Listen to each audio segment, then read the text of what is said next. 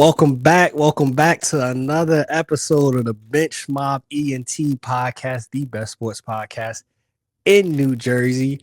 For those that are on YouTube, you see I have a special guest. For those that are listening, I have a special guest on tonight, none other than Taylor Gabrielle Williams, 1,000 rebounds, true bucket getter, plays defense, graduating, and she was nominated Big Ten honorable mention. I don't know why I couldn't get that out clearly, but thank you for joining us tonight.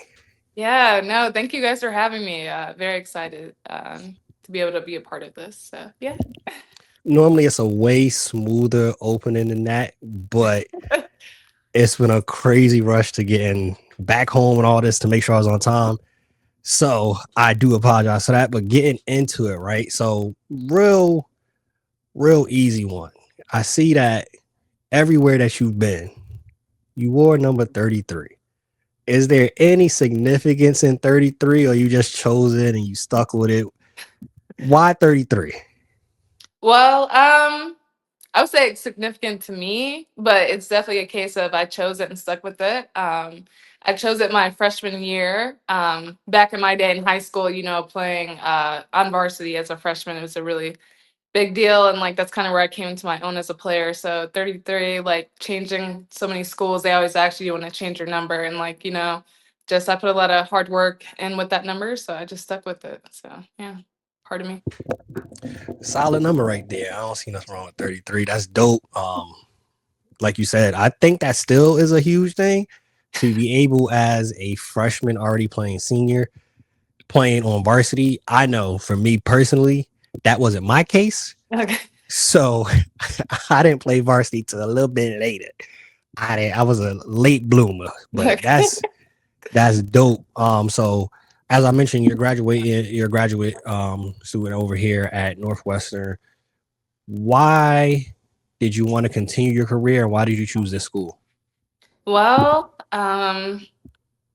wanted to continue my career at Northwestern. One of the biggest parts was the fact I was in the Big Ten still. Previously, I was at Michigan, and that year didn't go the way I wanted to. But starting off my journey as a basketball player, I was at Western Michigan as a mid-major, so it meant a lot to me to be able to showcase my skill in like the same league that I kind of struggled in at the beginning. So then approaching Northwestern, I think Northwestern has the best of both worlds, academics and athletics as well. And I'm like a type of person, I like to challenge myself and put myself in new environments to grow, as a person. And then, I'm not gonna lie, the academics, very hard, very hard. So, it was just like a good combo. And yeah, that's how I decided to end up continue playing. Hey, that's dope by you because you said you like to actually challenge yourself. A lot of people don't want to take that approach in life. They try to take the easiest route possible, especially when you're talking about the education side. I was one of those people. Please let me get the easiest possible classes. I had honors and AP lunch and gym. Oh, Those are my those are my AP classes right there. But for you, you mentioned you kind of started off your college career. You had some struggles, you had some ups and downs. What has kept you motivated to keep playing? I'm pretty sure you've met people or know of people that they off to a rocky start. They actually say, you know what, this isn't for me, and they stop playing. yeah. So my biggest thing, it's kind of this phrase, if God didn't put it on your heart, then like you wouldn't be in it. And ever since I was younger, growing up, my mom was a great basketball player. I just wanted to always play basketball. And I think when you have that love for the game, like even though you go through a lot of ups and downs, like you're still gonna push through it. And like no, like I deserve to be on here and want to showcase my hard work. So it's really that. And like you said, I like to challenge myself. So like I don't know, if somebody tells me I can't do something, I'm gonna figure out a way to do it. Like the end of the day, like I might just be at the wrong door. I'm gonna go to a different door and walk right in. So yeah. All of the greats have that mindset. If you tell me no, I'm gonna go out and make sure I make it happen, and having that great mindset of like, hey, maybe this door is closed, but I'm gonna find a door that's open for me. And you mentioned, of course, the God factor for you, right? how has faith played a role in your career and just your life in general? Oh wow. So I definitely want to give credit to my parents, Nina and Kian. The way they raised up our siblings in our household and just implemented God in our life. Just growing up as a young child and always being in church and singing in the choir, like I grew a love for God. And I think that came in handy when I faced certain like challenges and trials and just like, leaning on God and like moments where, I didn't really want to go on and I felt I was weak and like God gave me the strength. So it's quite a huge factor and a part, and like I'm so grateful that I've had it because I honestly don't think I would have kept playing if I didn't have it. So all glory to God in that aspect, and yeah, so major part, I guess. That's really dope and that's really important. I wanted to ask that though because I'm pretty sure you've met and know of the people that have a scripture in the bio. They might put it on a photo, but it's not actually something that they live and something that they actually, adhere by and make sure that they do that in their everyday life. So I'm glad that that's actually the case for you. Yeah. And I'm glad that you were open and willing to share that with us because some people aren't willing to share that sometimes, which we know scripture says, if you're ashamed of me, I'll be ashamed of you before God. So shout out to you for doing that, especially Yeah. doing at the highest level too of Mhm. college basketball, not changing who you are and what your foundation was for you, right? What now everything that you encompass, everything that you've experienced, what has been like the biggest lesson for you in your career so far? Oh, that's a good one. um think I learned a lot of lessons. I think more than I wanted to learn actually. But I think the biggest one I think would have been or is mastering your mental. I think now in the age of sports, we're starting to talk about the mental side of sports, and a lot of that impacts the way you play the game and how you train in the gym and stuff like that. So I think that was the biggest lesson, just being able to take adversity and push through it, approach situations level headed, whether that's off the court or on the court, just having that high level of discipline and showing up every day. I think we don't give athletes enough credit, like off the court, training, just showing up every day and trying to be the best you possibly can be because you're holding yourself to the high standard. So I think mastering your mental. So I think that's huge, the mastering of the mental. A lot of players don't take that aspect and that approach to it. And fans too don't understand that aspect of the mental part and how huge that is in regard in the success aspect. You mentioned a little bit earlier something that I don't want to, just let it swing by. You mentioned yeah. that your mom played. hmm Outside of your mom, who were some people that you looked up to that inspired you, or was it solely, hey, I'm looking at mom. Mom was a killer. I'm following mom. Uh, so I don't want to discredit my dad, but they both were hoopers or whatever. But I definitely, my mom was a big part. She was a really good rebounder. I give all my credit to that of why I rebound so hard. So she played at Detroit Mercy. So like going to her alumni nights, I don't know. I thought she was famous for real. So like I really looked up to her. But outside of her. This might be a little controversial, but one of my all-time favorite players is Russell Westbrook. That might be a little surprising to some, but hear me out. Just in his prime, just the way he played with like the speed, like the mentality he won't be denied, and like just how hard he played, like filling up a stat sheet, like triple doubles. I don't even understand how hard that is. So I don't know. I just like really liked his game and like how hard he played. And I think little aspects, I'm not going to say a lot of my game, but I think little aspects of his game I kind of, followed after. Also, I will say Dennis Rodman a little bit. I watched some of the old games and stuff like that. And I actually watched a documentary about he was talking about how he rebounds and he said that in warm-ups he watches the other team and sees like where their shots are coming off the rim. So like in the game, he knows where they're gonna come off the rim. So I kind of do that now to do that, and I'm like, oh wow, that's like a cheat code. But and then I will have to say the last one is Asia Wilson. I think when I was a sophomore in college, I think I started watching her play and stuff like that. Her rolling her shorts, that was when like the basketball short thing was changing, sometimes long to short. And people were like, why do you roll your shorts so many times? I'm like, I'm trying to be Asia Wilson with the leg sleeve. So now I do that too. But yeah, I just like her game. She's a forward too, and she's just an amazing player. So yeah, I would have to say all of those. Now, I did not have the luxury of seeing your parents play, but the other players that you've mentioned, I see that 1,000% in your game. You weren't a part of the group that came upstairs because I think sometimes the away teams don't come upstairs, but I was at the Rutgers Northwestern game. Oh, okay. I was covering it and I was hoping Northwestern came upstairs so we could ask questions. I actually texted the Rutgers communications person. It says in the email, if you want to talk to anybody from the opposing team, to text this person and they'll get in contact with the opposing team's communications person.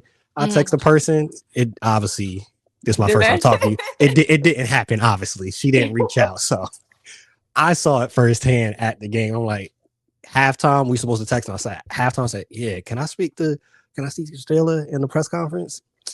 She didn't do that. It might have been a little salty about the but yeah. Oh no, that's great. I didn't know you were there, but that's amazing. Yeah. Yeah. So I definitely see everybody that you mentioned in your game. And just the aspect, like you mentioned, players like Russell Westbrook. It's controversial to some, but at least on this side, okay, we good with Russ. I think Russ gets a bad rap.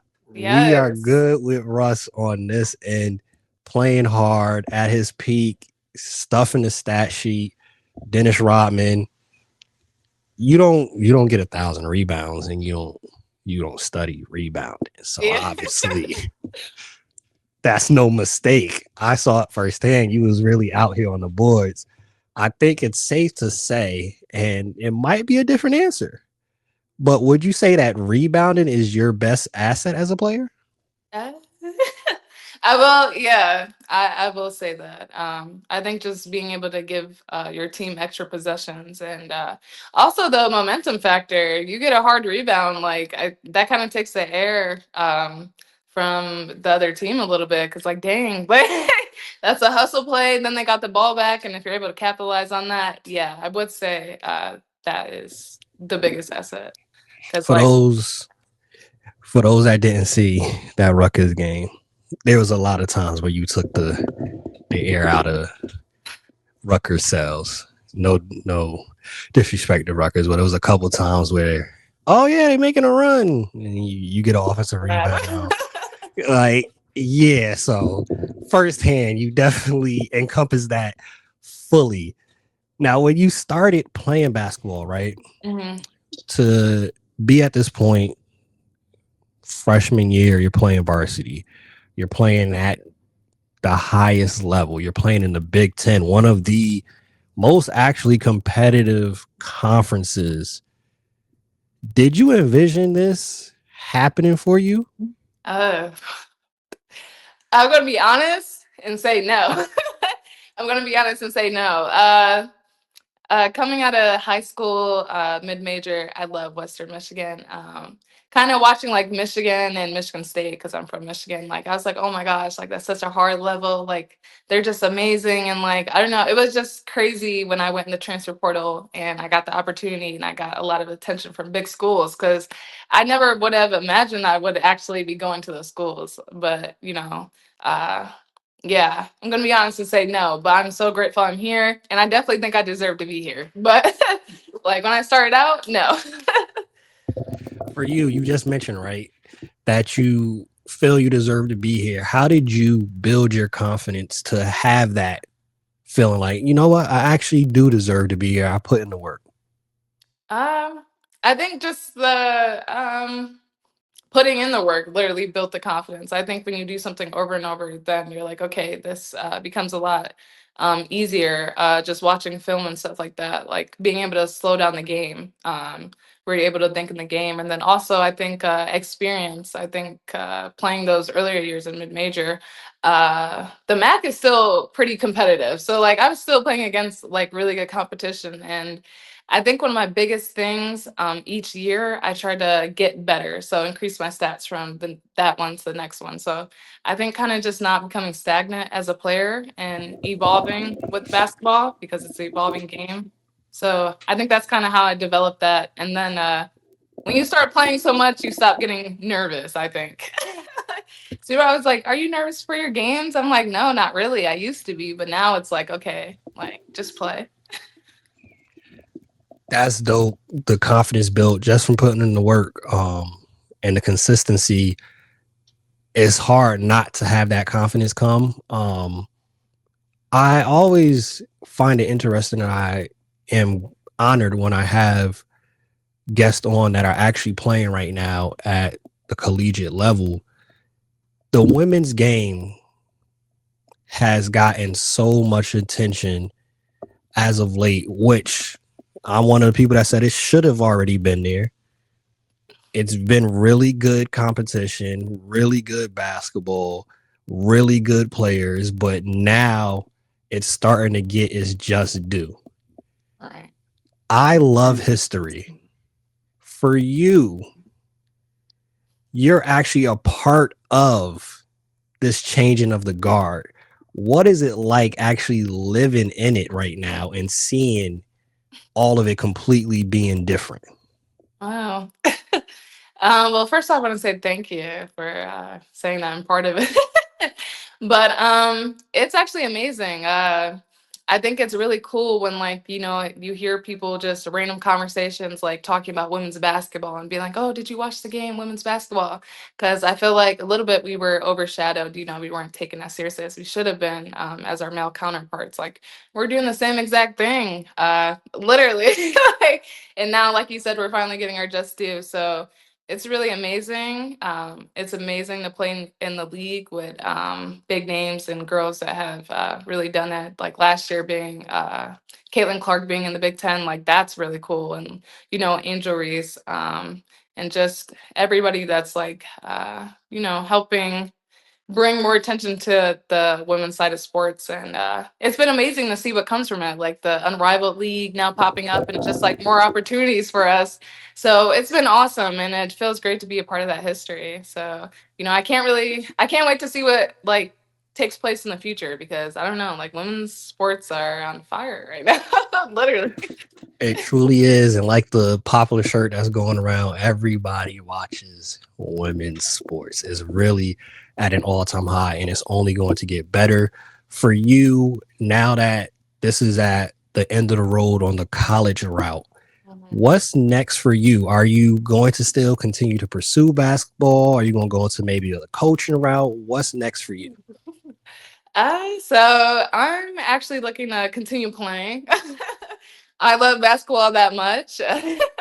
But yeah, so I'm looking to continue play, whether that's overseas or, in the WNBA eventually. But yeah, so looking to do that. I'm still gonna get my master's because I'm working my butt off for that. So after I get done playing, I was actually thinking of going into coaching. I think that I would be a good coach, but when it happens. But I think that'd be a good experience as well. But Well, over here, anytime we have guests, we like to speak things into existence and come to agreement with them. So you'll be playing professional basketball. We believe it, we claim it. We on the same page with you with that. I've seen it again firsthand. For those that's watching, for those that's listening, the talent is there. It's just a matter of the opportunity. She can play at the next level, whether it's back here in the States. I don't know where you want to go overseas, anything like that, but somewhere overseas. I'm not gonna say no countries because that might not be the one that you want to go to, but anywhere opportunity presents itself, definitely I can see it happening for you. With all of this wisdom and knowledge that you've gained in your career so far, somebody watching this that aspires to be in the same position as you, what advice would you give them? Ooh. Uh, to a younger female basketball player, I would say just stay consistent. I think that's the biggest thing. Just stay consistent, stay in the gym, make those sacrifices, people are, doing all these fun things, but like if you want to get somewhere, like you're gonna have to sacrifice and put the work in. So I guess like put up those 500 shots a day, rebound the ball, work out, go run. Go run. That's what I'm saying. But yeah, so stay consistent, I think. Well, I think we got the title of the episode right there. Stay Yeah. consistent. Perfect title for the episode. For you, you just mentioned sacrifices. And after this question, we will get into our fourth quarter segment, which is kind of more of the fun, rapid fire, different questions like that. But for you, right? Sacrifices that had to be made to actually be where you're at. But I know something that you have an understanding of is that you love the sport, you love basketball, but it's what you do and not who you are. Who is Taylor outside of basketball, not touching the basketball, not with a Northwestern jersey on, not watching film? Who is Taylor? Oh my. Um, I think I'm wow, that's a tough question, but not at the same time because I very much know who I am. But yeah, I think I'm a God-fearing woman. I love reading. A lot of people will tell you I like fashion. I like to get dressed. Definitely. Off the court, I like to dress up for real. Versus like sneakers or heels. I'm going heels every time. But very family oriented too. I love working out. And just, I don't know, I just like experiencing new things. I hold my friends very close. They'll tell you that they can always come to me for advice and stuff like that. So I don't know, I just pride myself on being like a really good person. I got a serious side and then I got like a funny side. But yeah, I like to laugh a lot too, which I probably laughed quite a bit during the segment. But yeah. But yeah, that's Tay. Okay, so just had to ask because, like I said, it's not people sometimes, and I was guilty of that. You are so ingrained in the sport and the love of it that if you're not careful, you'll mess up and not realize who you are. And that basketball is not who you are. Mm. Football isn't who you are. Whatever your sport may be, call it out. That's not who you are. So I always like to ask that sometimes because it's a good question to think about because a lot of people then get in a position and if basketball's taken away because of injury or anything like that, they don't know who they are Yeah, and they gotta. that's actually funny. I think I learned that lesson fairly early. I actually tore my ACL meniscus coming out of high school, going into college. So it's kind of like basketball took away from me for a year. So I had a lot of time to figure that out and separate, my worth outside of my sport and like what I contribute to the world as a person. So yeah. Shout out to God's plan. He did that for obviously for a reason. Fourth quarter segment. I love to eat. I am a foodie. Every single guest I have on, I have to ask a food related question.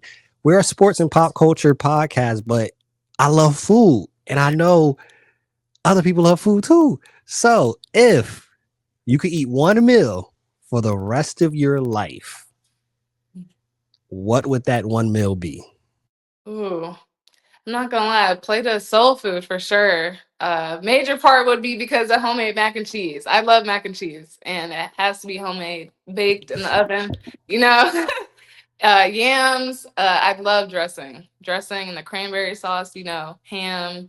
But yeah, a plate of soul food for sure. And all that I'm guessing safe to say is homemade by the fam. Yes, yes, and cornbread. Let me forgot that part too. Yeah. Who's the chef in the family? Oh, I don't. It's split between my mom and dad, honestly. But my dad loves to bake too, so I don't know. They both can throw down for sure. Oh, that's fire. That's dope. Yeah. All expense paid vacation. Where are you going? That's actually very hard. Uh, I've been to Europe a couple of times. But I've never been to Greece, so I think Greece for sure. I think I would have a lot of fun there, and it's really pretty. Greece is on Santorini specifically is on my list of places to go. Okay, so So you see. most definitely. So I'm rocking with Greece on that one. Your favorite scripture. Now I know that might be hard. It's 66 books and it's something good in every single book. Favorite scripture. uh, I'm probably not gonna quote it like correctly all the way, but Proverbs 3:5. I think it's something like lean not on your own understanding, but lean into God's. So yeah, I think a lot of times a lot of things happen and you don't understand why they're happening, but God understands and it doesn't click till you're out of it. So I mean, he's very funny in that way. I'm like, God, what? I'm like, dude, like I could have learned this lesson a different way, but I'm happy. Yeah, like I got it now. I got it. It makes sense. He definitely has a sense of humor Yeah. for sure. Because I remember for me personally, I prayed something and I was like, yeah, Lord, I want to have more patience. I want to be a better husband. I want to be a better father. And stuff start happening. And I'm like, why is this happening? Start testing your patience. Like you gotta. God said, isn't that what you prayed for? I said, oh yeah, you funny, but oh yeah, I got you. So if you had to build a starting five of your teammates, including yourself, who would be a part of that starting five? Ooh, okay. That's a tough one because I don't want anybody to but I'm gonna put myself as the three only to show a little bit more of my versatility, I guess. Sure. And then for my one, I'm honestly gonna go Caroline Lau. She is very creative with the ball. She has some crazy handles, and she's very good at getting you the ball in positions to score. And then for my two guard, I'm gonna go Kat on my team. She's a freshman, but that girl can shoot the ball, man. And we got chemistry and practice. Like I know where to find her. I'm like, Kat, come get this ball. Pass it to her. Knockdown shot. We're going down the court. It's easy, but and then my four, Grace on my team, Grace Sullivan. That girl has a crazy mid-range shot. She'll knock that down every time. She cranks it back too, so you're not blocking that. But yeah, Grace, and she finishes very well. And then my five, I'm gonna go Kaylee Walsh. I think she just has that dog in her. I remember a couple times she got the game-winning shot. She's very creative in the post, and she's a very good three-point shooter. She'll knock that down too. So yeah, I think that's my starting five. That's a solid starting five right there. And I know exactly who you talk about too. You mentioned some of those. Again, for those that just go check the tape, Google and YouTube is free. Go look at some of the Northwestern highlights this season. It's a lot of buckets, a lot of versatility on that team. Shout out to Northwestern. Shout out to the Big Ten. Thank you so much for taking time out of your schedule to hop on the podcast with me. I appreciate it. For those, y'all know the vibes though. If you stay ready, you don't got to get ready. Bench Mob, we out. Peace.